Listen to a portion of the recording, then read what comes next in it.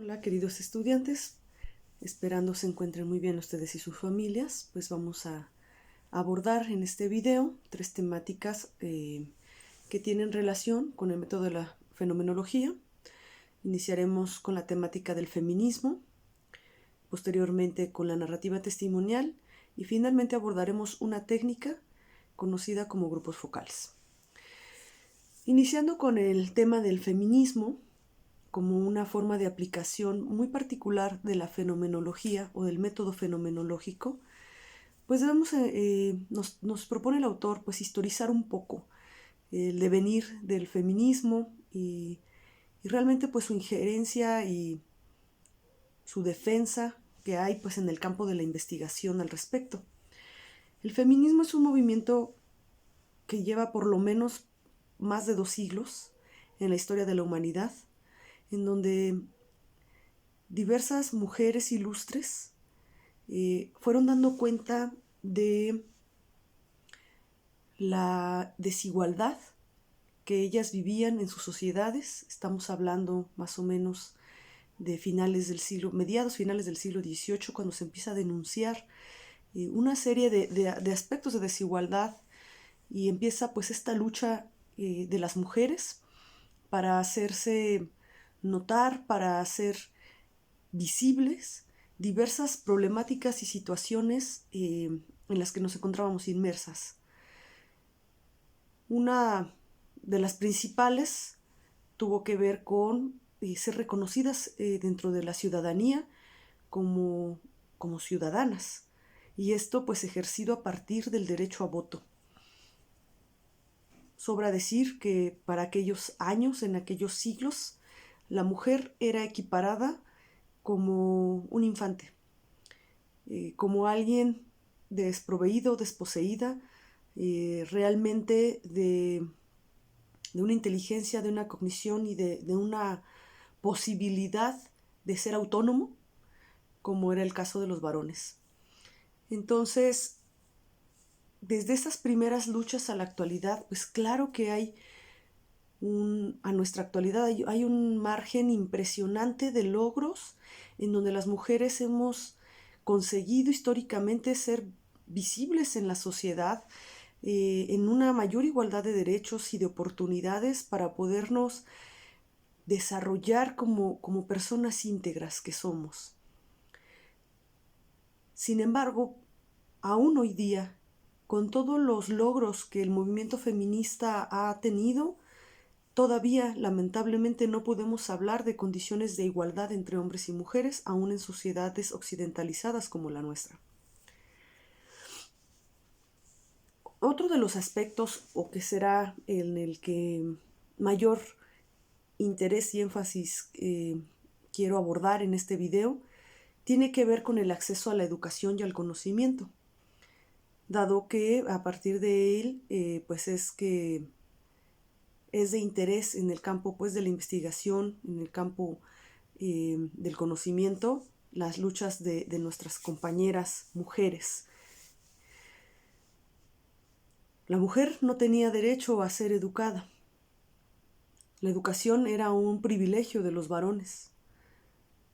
E incluso aunque mujeres intelectuales ilustres hubieran podido tener cierto acceso si pertenecían a clases sociales favorecidas, podían tener cierto acceso a la educación, pues en muchas ocasiones incluso sus estudios no eran validados, no eran reconocidos como el de los varones. Un ejemplo de ello en nuestro propio campo de la psicología pues fue el caso de Mary Calkins, una mujer interesada en la psicología, profesora en un college en Estados Unidos, que fue enviada desde su institución a una gran universidad que hoy es ampliamente reconocida, como es la Universidad de Harvard.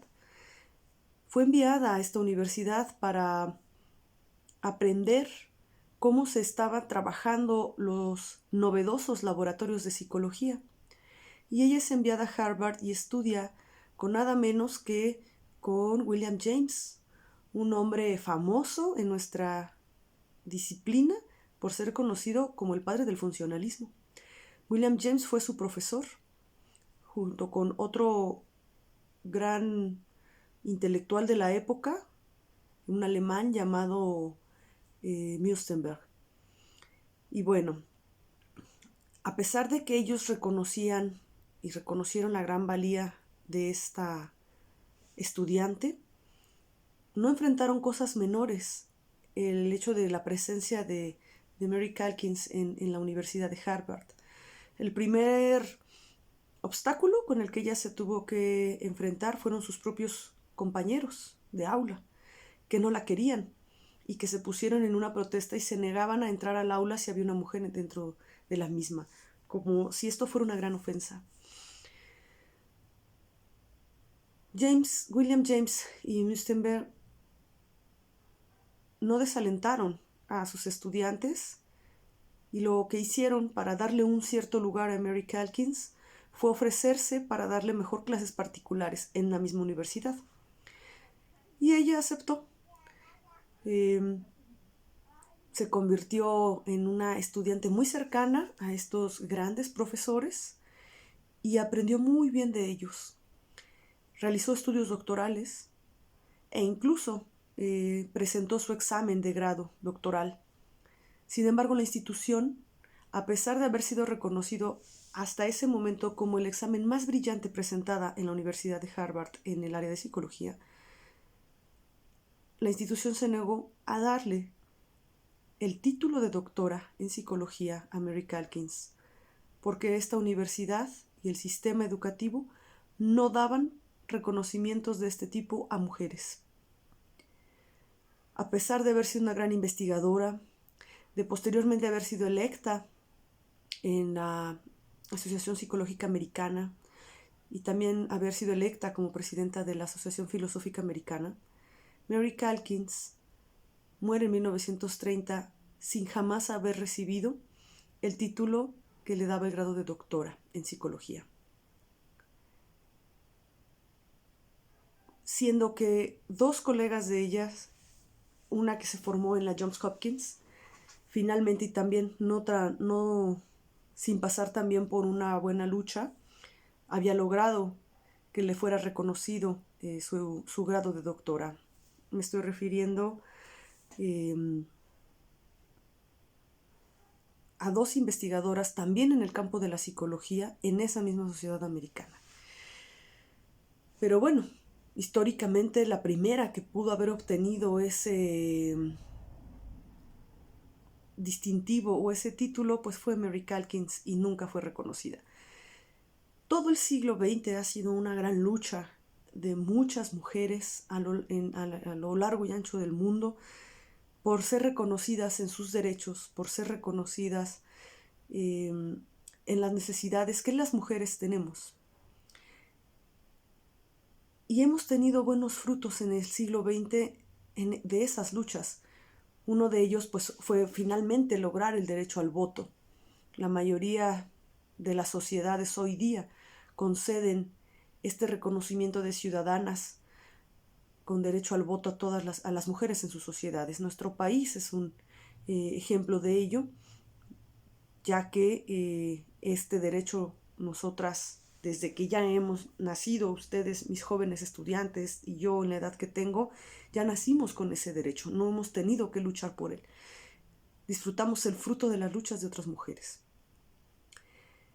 Disfrutamos el acceso a la universidad y al reconocimiento de nuestros estudios, que es fruto también de estas luchas de mujeres como Mary Calkins. Hoy en día no hay una universidad que nos negara a ninguna de nosotras nuestro grado de doctora si desde nuestro desarrollo investigativo aprobamos estos exámenes, ¿no? Y con la legalidad y la equidad de cualquier otra estudiante. Son frutos de las luchas feministas. Y el campo de la investigación no está ajeno ni es lejano a estas luchas y a estas construcciones. Y ahora lo que hemos pugnado las mujeres en el siglo XX, dentro de ese movimiento feminista y dentro del campo de la investigación, es la posibilidad de dar real voz a las mujeres en sus propias problemáticas, en los fenómenos que nos son propios y únicos por nuestra naturaleza de ser mujer. Ha sido una ardua lucha tener un lugar dentro de la academia para poder generar conocimiento y que sea reconocido como conocimiento verdadero, porque estaba presente y socialmente aún está el estigma de que las mujeres no podemos ser objetivas, de que las mujeres nos dejamos llevar por nuestras emociones. Si bien hay estudios dentro del campo de las neurociencias que dan cuenta de ciertas diferencias en el cerebro de hombres y mujeres, esto no nos hace poco aptas para poder generar conocimiento objetivo. Aunque pueda haber cierta dosis de mayor emocionalidad en nuestra propia forma de comprender el mundo, no nos resta, o lo que se pugna desde el movimiento feminista es que esto no nos resta, ¿verdad?, en los conocimientos que podemos construir. Y al contrario, nuestra sensibilidad hacia la realidad puede ser usado como un factor importante y un plus en la construcción del conocimiento de aquello que estamos investigando. Pero pugnamos las mujeres porque no sean otros los que narren nuestros problemas. Y me refiero a otros refiriéndome específicamente a la población varonil.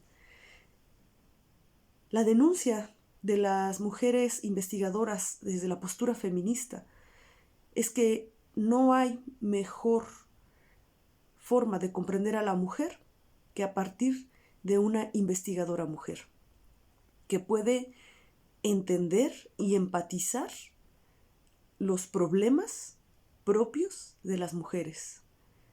Un hombre poco puede saber de lo que implica, por ejemplo, cargar una vida en el propio cuerpo, es decir, la experiencia de la maternidad.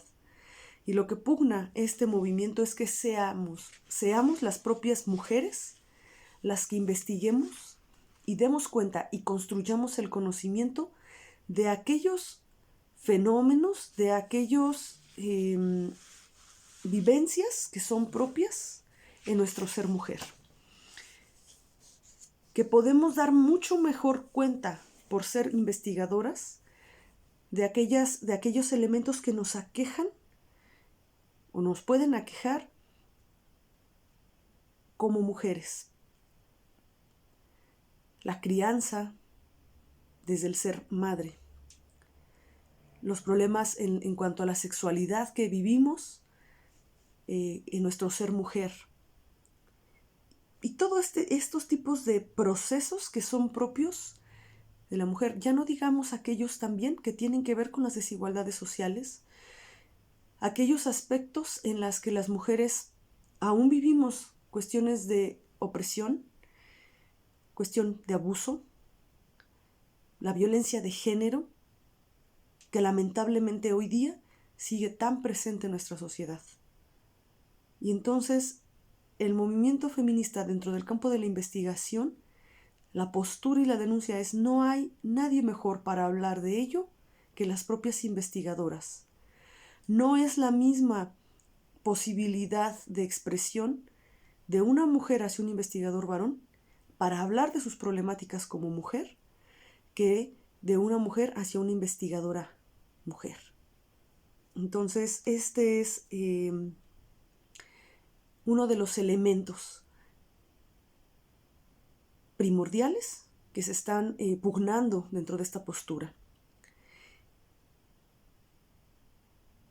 Y otro elemento fundamental tiene que ver con el empoderamiento y la emancipación. Es decir, que la investigación no solamente sea para una construcción académica del conocimiento, sino que sea un vehículo de activismo social, que sea un vehículo para la concientización de otras mujeres, de la propia participante, de la propia investigadora, que tenga una finalidad performativa, que transforme, que permita emancipar a la mujer en esta lucha histórica en los distintos elementos de aquellas cuestiones que nos ponen en desventaja en nuestra sociedad. Y entonces el fin de la investigación desde esta postura es la concientización, el empoderamiento de la mujer para lograr una transformación, una emancipación. Bueno, esto es en cuanto la propuesta de este feminismo en la fenomenología. Y es interesante porque no es la construcción del conocimiento académico únicamente, del conocimiento por conocer, sino del conocimiento para transformar, para tomar conciencia y modificar la realidad en estos aspectos que aún hoy día ponen en vulnerabilidad a nuestras niñas. Y que este año, antes de la pandemia, fue un 8 de marzo, Día Internacional de la Mujer, una conmemoración muy sentida en nuestro país, que fue reconocida a nivel mundial, de esta toma de conciencia y de protesta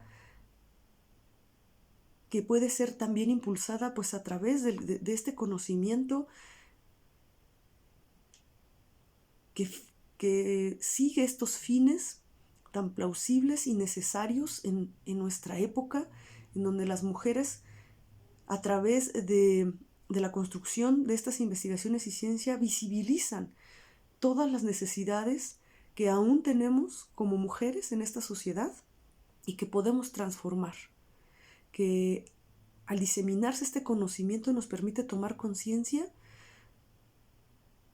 fundamentalmente a las mujeres, siguiendo la propuesta de Paulo Freire desde la pedagogía del oprimido, como las poseedoras del poder para podernos liberar. Y la ciencia puede ser liberadora, despertar conciencias y generar movimientos emancipatorios. Sobre esta misma línea va a ir la narrativa testimonial, que no es privativa de las problemáticas que nos aquejan solo a las mujeres. La narrativa testimonial puede dar voz a otras minorías presentes en nuestra sociedad, como pueden ser los ancianos, como pueden ser los pertenecientes a ciertas etnias, a cierta raza, los homosexuales, ¿no?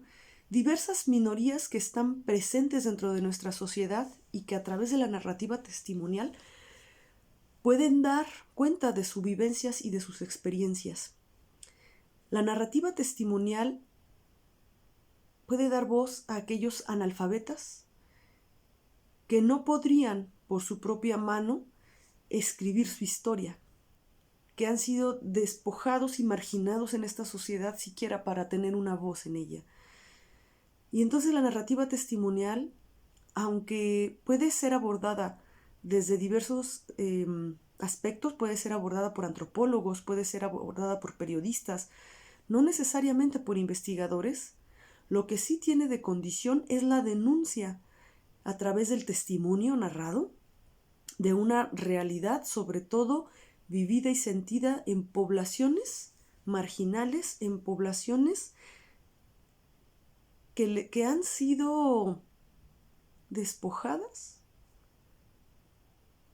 o han sido no incluidas dentro de la sociedad hegemónica en que se desarrollan. Y viene ahí una discusión bastante interesante respecto a la verdad de los testimonios captados o recuperados a través de estas narrativas. En el caso de Rigoberta Menchú y la crítica que se hace a esa obra por contener elementos narrados en primera persona como si ella los hubiera vivido y cuestionado como a partir de que ella no fue quien lo vivió o presenció, como el caso del asesinato de su hermano, y que es recuperada en esa obra a partir del relato de la mamá de ella, que sí estuvo presente. Y entonces viene toda una polémica bastante interesante que nos permite pues reflexionar muchísimo en este prurito que de repente se tiene respecto a la verdad, ¿no? ¿Dónde está la verdad? ¿Qué es lo que va a cuestionar David Stoll? ¿Cuándo el testimonio de una persona puede ser o perseguir ciertos intereses políticos o personales? Y que a partir de ello, dependiendo de ese propósito, no se diga toda la verdad. Sin embargo, también podríamos cuestionar el hecho de que ¿por qué negar o denostar la forma de sentir y pensar de una persona desde su testimonio? ¿Por qué denostar como falso el sentir de alguien? ¿Quién nos puede autorizar para ello? Esa es una de las preguntas. La otra es esta parte que viene y que nos propone el mismo autor. ¿Quién concede el privilegio o el derecho de narrar a alguien alguna realidad en la que se encuentra inmersa? O negarle ese derecho de narrar. Es obligado que las personas, para tener autorización de hablar sobre un tema, es obligado que lo hayamos vivido en primera fila. ¿O podemos hacer una reconstrucción de nuestra realidad a partir de testimonios de otras personas, a partir de lectura de materiales, de cosas? ¿Eso lo hace menos verdadero? El hecho de que yo recupere una realidad a partir de algo que leí, a partir de algo que escuché de otras personas, me hace incomprensible y me prohíbe hablar de ello. En ese sentido es interesante porque la narrativa de Rigoberta Menchú respecto a las torturas, opresión y abusos que había en el poder hacia la población pobre y el genocidio que sabemos hoy en día está documentado que se vivió en Guatemala, hace el hecho de que no todo lo narrado ahí lo haya vivido ella de primera mano, ¿lo hace menos verdadero? Yo creo que no. La realidad es construida y puede ser reconstruida desde diversas fuentes, desde diversas voces, aunque el estilo en que sea presentada esa información sea en primera persona, eso no lo hace menos verdadero, de que sea una reconstrucción a partir de otros testimonios y perspectivas. Al contrario, solo es un estilo de presentar la información, pero es sostenida por otros testigos, por otros testimonios, e incluso puede ser sostenida por otros escritos. Y eso no hace menos real ni verdadero la matanza que se hizo con estas personas o el terror que vivieron esas familias y lo indignante que puede ser el trato que se dio y hace tampoco quita mérito a la intervención internacional por ejemplo, de los derechos humanos para dar apoyo a estas poblaciones. Los detalles en poco importan cuando se dan este tipo de denuncias a través de estas narrativas que permiten tomar conciencia en el mundo de estos elementos a veces tan lamentables que tenemos los seres humanos. Entonces, la narrativa testimonial e incluso pues en sí el uso de las narrativas tienen cierta valía y elementos súper importantes e interesantes para nosotros porque para empezar es algo que emerge en América Latina. Es una forma de dar testimonio, de mostrar una realidad y también a partir de mostrar esto y permitir conocer una realidad de la vida, también permite la denuncia social y permite el activismo. Y el conocimiento, y lo dicho ahí, más allá de los detalles, tiene claro desde la fenomenología la muestra de esencias verdaderas y de estructuras sociales verdaderas, en donde la minuciosidad del detalle poco importa. Lo que importa es la esencia de esa estructura que está mostrada ahí. Y mucho más valía tendrá si a partir de esta muestra de esta publicación, de este tipo de trabajos, se logra una transformación social y un beneficio para estos sectores afectados. No hay conocimiento humano en ninguna ciencia que valga la pena si no aporta nada a la humanidad, cualquiera que sea el área. Ciencias naturales, ciencias sociales, metodologías cuantitativas, cualitativas, cualquier conocimiento que es construido, si no aporta nada a la humanidad, si no genera un bien común, ese conocimiento, ¿qué valía tendría?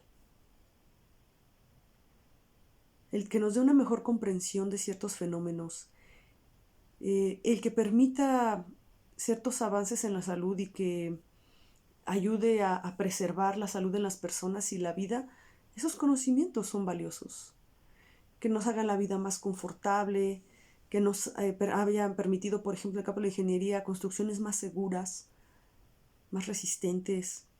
O sea, en cualquier campo, realmente la formación del conocimiento o la presentación de un conocimiento o de una realidad, cuando beneficia, eso es de gran valía. Ahí es donde cobra sentido cualquier investigación, cualquier aporte dentro del campo científico.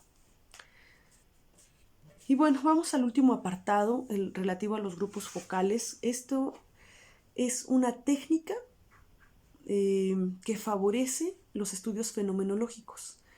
Es una técnica de otras, desde las cuales se hace estudios fenomenológicos, porque la fenomenología generalmente trabaja con observaciones in situ, con entrevistas individuales, generalmente a profundidad, pero también puede trabajar desde la construcción de grupos focales. Y estos grupos focales van a partir justamente de recuperar distintas perspectivas en distintas voces personas que conforman el grupo focal para dar cuenta de sus experiencias, vivencias, opiniones. Nos va a dar un concepto bien interesante, enfoque, sus diversos enfoques, y el enfoque va a estar constituido desde el objetivo y lo subjetivo que tengan del tema que se está investigando. Nos va a hablar de dos fundamentos epistemológicos que dan sentido a los grupos focales. El primero es el de complementariedad, que es un concepto introducido por un físico llamado Niels Bohr, un científico de la física y la química, que estudiando las partículas, los átomos, él va a introducir en ese campo y que va a tener sus aplicaciones en el campo también de las ciencias humanas bajo la misma lógica. Los distintos enfoques, las distintas perspectivas de las personas, al ser puestas en común en un tema, son complementarias entre ellas, aun cuando parecieran contradictorias. Ya hemos hablado un tanto al respecto de las contradicciones que en la misma realidad siempre encontramos. La realidad es compleja y contiene una gran cantidad de contradicciones. Sin embargo, estas contradicciones, por muy opuestas que sean, finalmente son complementarias entre sí. Y hay otros matices intermedios en esas contradicciones que nos permiten tener también una mejor comprensión de ese todo, ¿no? Que nos permiten tener una construcción de una gestalt completa, ¿no? Este es uno de los fundamentos epistemológicos de los grupos focales, en que pues se implementa este concepto de complementariedad que va a ir en la lógica de cómo a partir de lo expresado en la vivencia, experiencia de distintas personas, podemos encontrar en sus discursos una complementariedad que nos permitan tener una fotografía más completa de esa realidad que estamos investigando. Y el otro es una frase acuñada por Descartes, en donde dice que la razón es la cosa mejor distribuida que existe. Y esta distribución pues no puede estar en una sola persona o encarnada en una sola persona, sino en diversas personas. Y entonces dentro de la la forma de racionalizar ciertas experiencias o fenómenos en distintas personas, podemos poder tener una construcción en esa distribución mucho más completa cuando recuperamos distintas versiones. Y eso nos puede acercar más a la verdad de ese fenómeno que estamos investigando.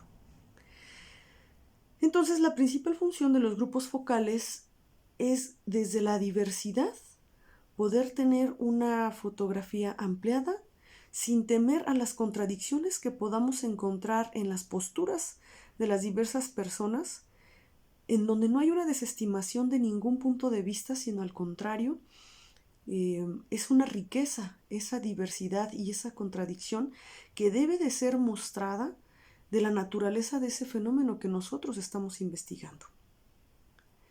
Ya en los aspectos técnicos de los grupos focales,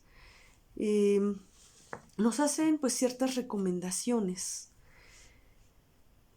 Cantidad de participantes por grupo. El autor dice de 4 a 6 participantes. En mi postura y experiencia en la aplicación de grupos focales en la investigación, a mí me acomoda más y me parece más rico los grupos formados entre 6 y 8 personas. Incluso hay autores que pueden decir que hasta pueden ser máximo 12 participantes.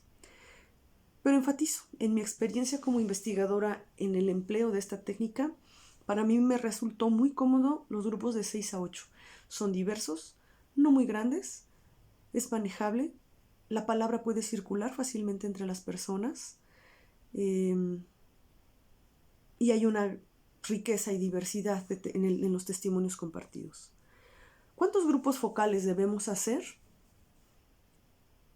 No hay un consenso de un número principal al respecto, porque la naturaleza del objeto de estudio del tema que se esté trabajando y las aportaciones de los participantes de los grupos son los que van a determinar la cantidad de grupos focales que trabajemos. Nos dice el autor, generalmente la mayoría de los investigadores realizan de 4 a 5 grupos focales, pero recordemos la sugerencia de Álvarez Galló con nuestro concepto de saturación. ¿Cuántos grupos focales hacer? Estará determinado por la saturación de la información. Si con 4 grupos hemos saturado el tema, es decir, ya no encontramos puntos de vista diversos o nuevos hallazgos, podemos parar ahí. Pero si no es así, podemos irnos por un quinto, un sexto grupo focal, un séptimo grupo focal. Todo estará dado dependiendo también del comportamiento de los datos que nos van aportando las personas que participan en la investigación. Sí es recomendable que el lugar en donde se lleve a cabo el grupo focal sea un espacio cercano, habitual de los participantes, es decir, un lugar que les sea común, pero que al mismo tiempo ofrezca cierta neutralidad, que no sea un espacio que les genere angustia, ansiedad o inseguridad, sino que les sea familiar y cómodo, ¿no? También es importante que la constitución de los participantes del grupo focal pues tenga ciertas características específicas, es decir, los participantes no serán elegidos por una muestra aleatoria. Tienen que ser conformados por parte del investigador, de acuerdo obviamente a ciertos criterios que haya establecido, como obviamente que tengan relación con el tema, con conocimiento del tema que se está investigando, que pertenezcan a cierto grupo de edad. Dependiendo de la naturaleza del tema, puede ser o no conveniente que sean del mismo género o hacerlos en grupos mixtos. Y bueno, principalmente usar, ahora sí que dependiendo el tipo de investigación o de tema, incluso pueden considerarse otros elementos como ubicación geográfica o clase social o cosas de este tipo. Dependiendo de la naturaleza del tema, es que se va a determinar también pues las características que se van a contemplar para la conformación de estos grupos.